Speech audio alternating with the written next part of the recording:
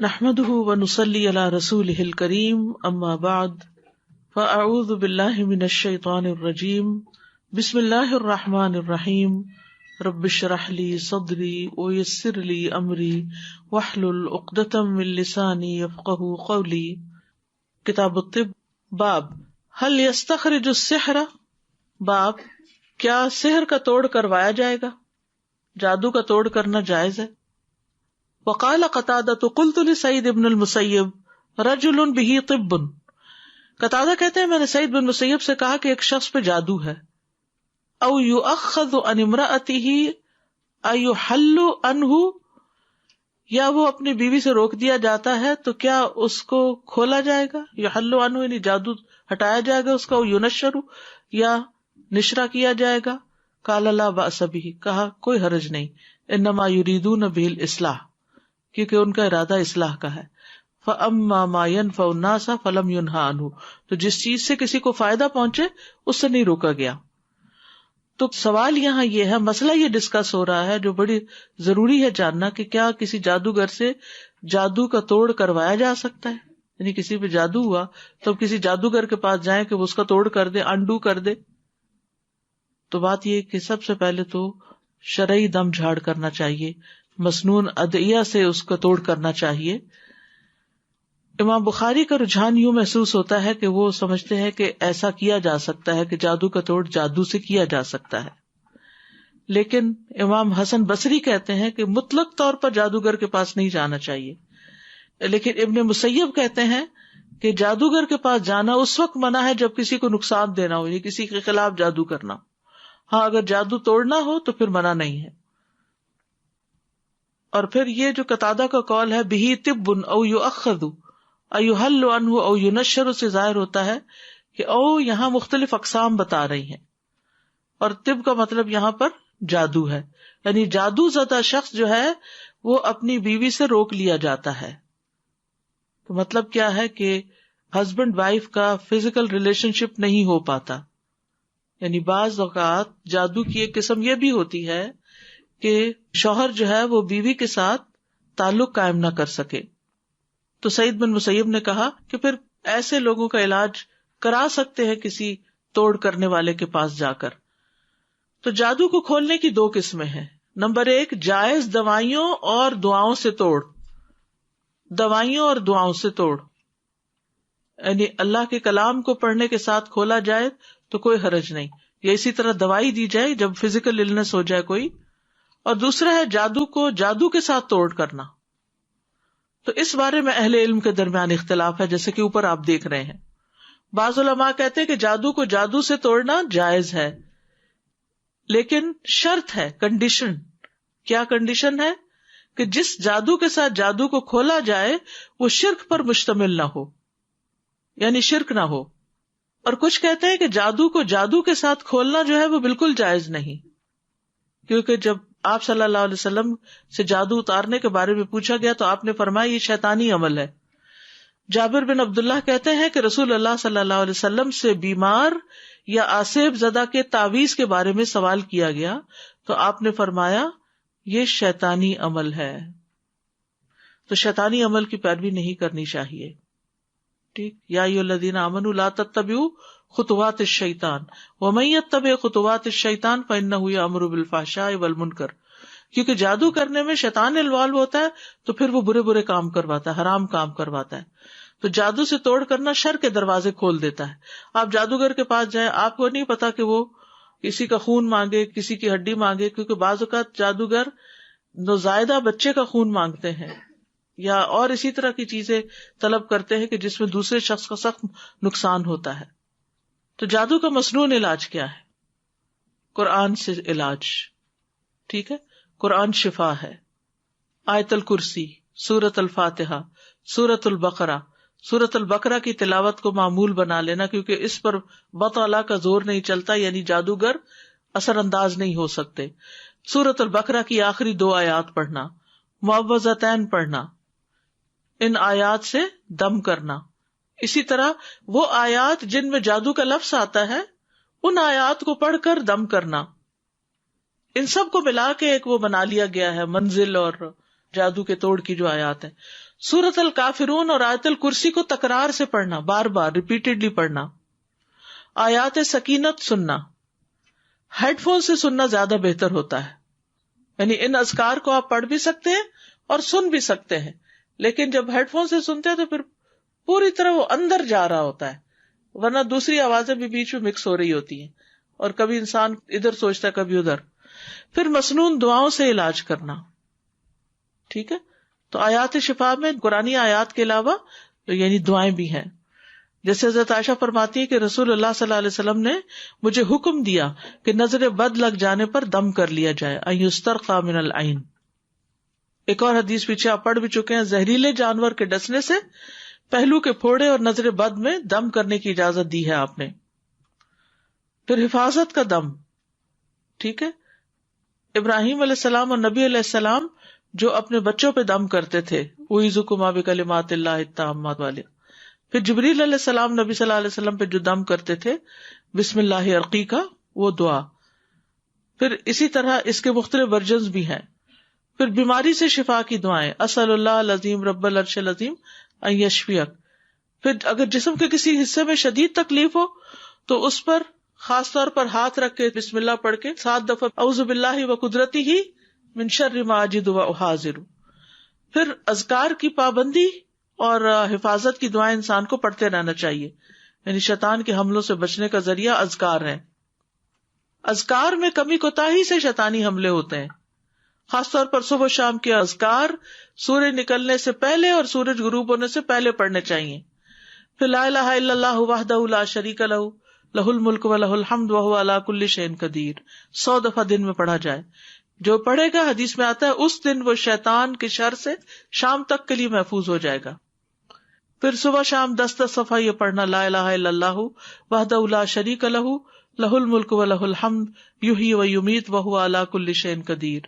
رات کو سوتے وقت کے اذکار پڑھنا، ہر کام سے پہلے بسم اللہ پڑھنا، حتیٰ کہ شوہر بیوی کے تعلق سے پہلے بھی.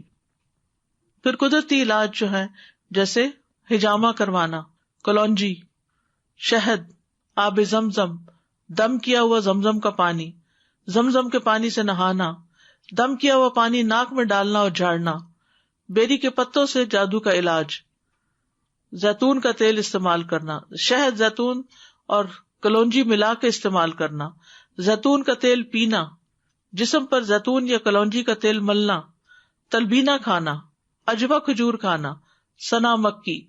یہ ساری جو چیزیں ہیں یہ انسان کو فزیکل النس میں بھی کام آتی ہیں اور جادو کی وجہ سے جو بھی انسان کی طبیعت خراب ہوتی ہے اس میں بھی یہ فائدہ دیتی ہیں.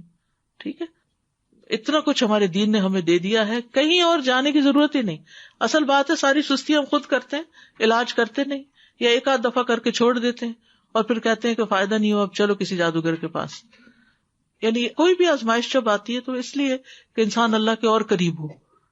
اس طرح کے اذکار انسان پھر کرتا رہے اور مقابلہ کرے.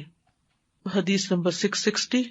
حدثني عبد الله بن محمد قال سمعت ابن عيينة يقول اول من حدثنا به ابن جریج، کہ پہلی چیز جو ابن جریج نے ہم سے بیان کی، یقول وہ کہتے تھے، حدثني آل عروۃ عن عروۃ، کہ مجھ سے آل عروہ نے عروہ سے روایت کیا، فسألت ہشاما عنہ، تو میں نے ہشام سے اس کے بارے میں پوچھا، فحدثنا عن ابیہ، تو انہوں نے اپنے والد سے یہ حدیث روایت کی، عن عائشہ تھا، اور وہ حضرت عائشہ سے روایت کرتے ہیں رضی اللہ عنہا قالت، وہ کہتی ہیں، کان رسول اللہ صلی اللہ علیہ وسلم سحرا، کہ رسول اللہ صلی اللہ علیہ وسلم پر کسی نے جادو کیا تھا، حتی کان یرا انہ یأتی النساء، یہاں تک کہ وہ سمجھتے تھے کہ وہ اپنی بیویوں کے پاس آئے ہیں، ولا یاتیہن، حالانکہ وہ آئے نہیں ہوتے تھے.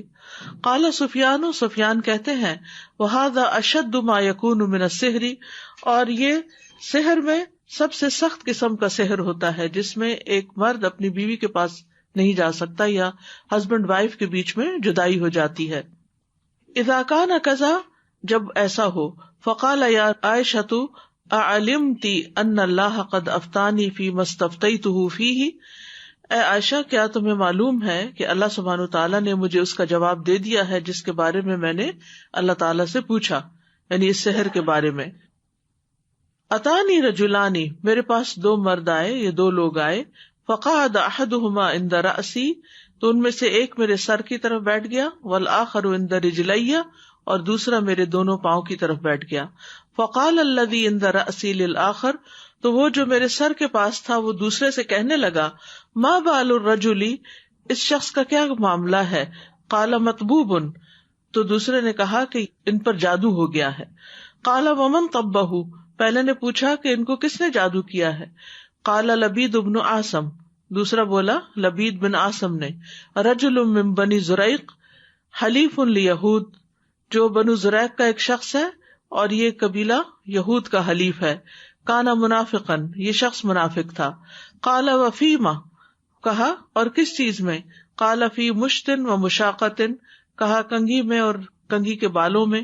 قال واینا، کہا اور وہ ہے کہاں. قال فی جف طلعت ذکر تحت رعوفۃ فی بئر زروانا، کہ وہ نر کھجور کے خوشے کے غلاف میں ہے جو بئر زروان یعنی زروان کنویں کے ایک پتھر کے نیچے دبا ہوا ہے.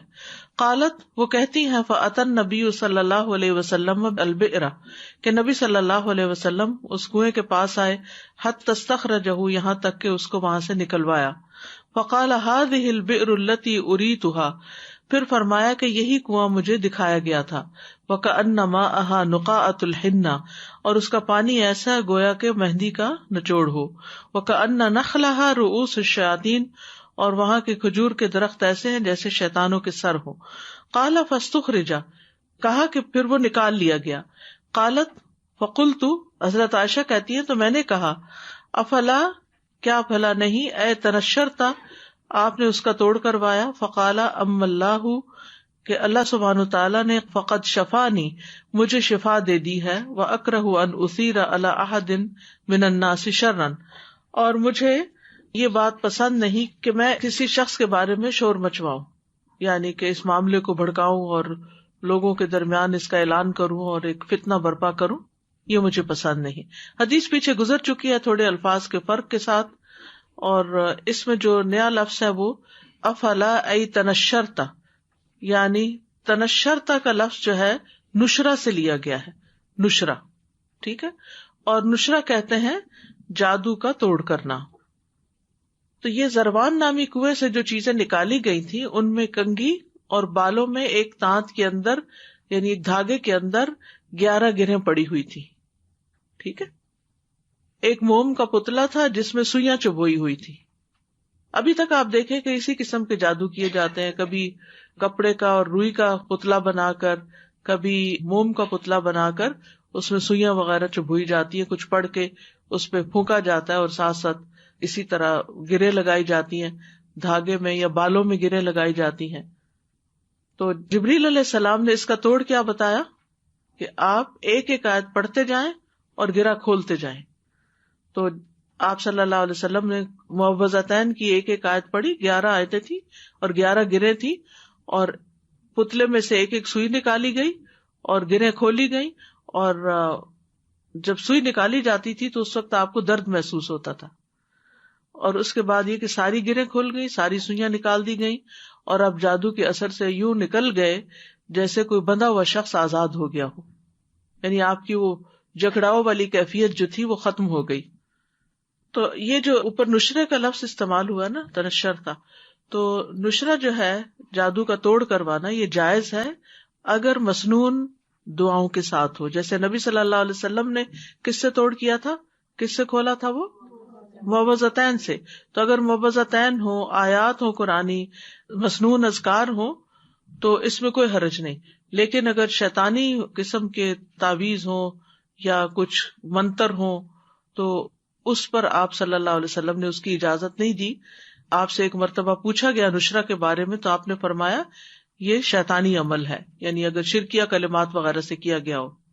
لیکن مسنون دم سے علاج جو ہے وہ جائز ہے اور علاج کرنا بھی چاہیے، یعنی قرآنی آیات اور مسنون دعاؤں سے.